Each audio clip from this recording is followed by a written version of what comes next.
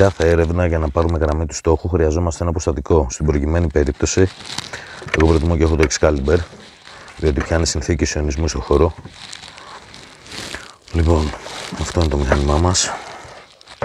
Συνοδεύεται τη λαβή του και τις κεραίες του. Λοιπόν, ας το συναρμολογήσουμε και να το δούμε στην έρευνα. Ας δείξουμε λοιπόν τη λειτουργία του μηχανήματος.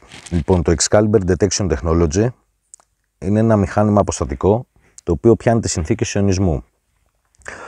Αυτές πιάνουμε τις κεραίες του. Λοιπόν, είναι ρευδοσκοπικό, οι κινήσεις του βέβαια. Λοιπόν, και από εδώ από αυτά τα δύο κουμπιά μπορούμε να επιλέξουμε τις λειτουργίες του, οι οποίες είναι εξής και θα τις δείξουμε τώρα. Λοιπόν, από εδώ έχουμε το Mode.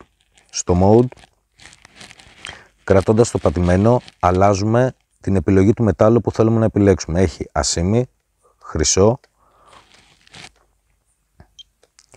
μπρονζέ, μπρούτζος δηλαδή. Λοιπόν, χαλκός, κόπερ,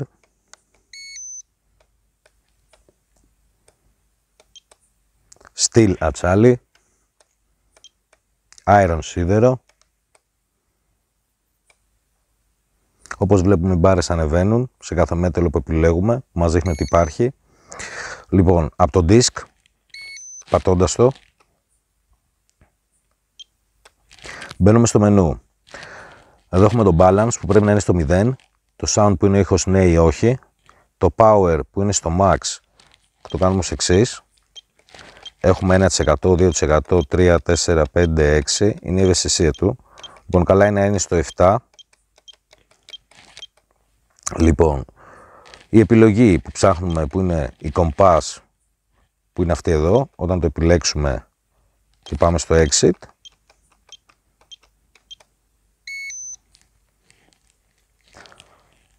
θα δούμε λοιπόν ότι έχουμε ένα βελάκι που μας δείχνει την κατεύθυνση.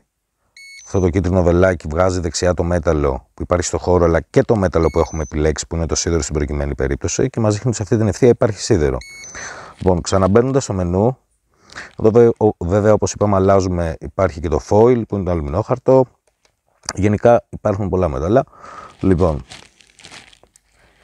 πατώντας παρατεταμένα, ξαναμπαίνουμε πάλι στο μενού, πάμε στη λειτουργία Search. Κάνουμε Classic, είναι αυτή που επιθυμώ εγώ στην προκειμένη περίπτωση. Λοιπόν, κάνουμε την επιλογή μας, το μηχάνημα είναι ήδη έτοιμο, αλλάζουμε βάζοντας το Gold, εδώ είναι το κενό, το Void.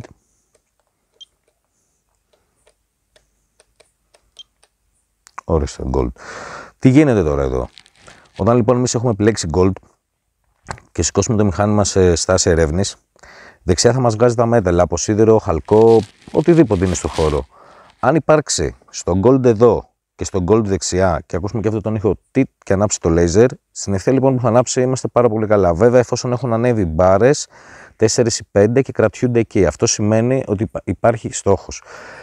Υπάρχουν βέβαια κάποιες συνθήκες όπως σκουριά για αυτά από ιονισμό που είναι παρεμφερή και μας δίνει στόχο, αλλά δεν θα κρατήσει τις μπάρες. Μετά από κάποια δευτερόλεπτα θα τις ρίξει. Οπότε εκεί καταλαβαίνουμε ότι είναι από συνθήκες ιονισμού της σκουριάς. Λοιπόν, να ζούμε και στην πράξη του Excalibur Detection Technology. Λοιπόν, όπως είπαμε, δουλεύει με ιονισμό. Πιάνει τις συνθήκες ιονισμού στο χώρο. Λοιπόν, θα έρθουμε κοντά για να δούμε για το μενού. Από εδώ μπορούμε από αυτά τα δύο κουμπιά να κάνουμε τις επιλογές. Αριστερά έχουμε το μέταλλο που έχουμε επιλέξει. Δεξιά μας βγάζει τα μέταλλα που περνάνε και είναι στο χώρο. Λοιπόν, όταν έχουμε επιλέξει Gold και υπάρχει και δεξιά Gold, οι μπάρες είναι ανεβασμένες όπως είναι εδώ που έχουμε την πληροφορία και ήδη παίρνουμε σήμα, είναι στα κόκκινα, τότε σημαίνει ότι είμαστε πάρα πολύ καλά και κρατιούνται οι μπάρες ψηλά. Λοιπόν, ας κάνουμε λοιπόν την έρευνα να δούμε.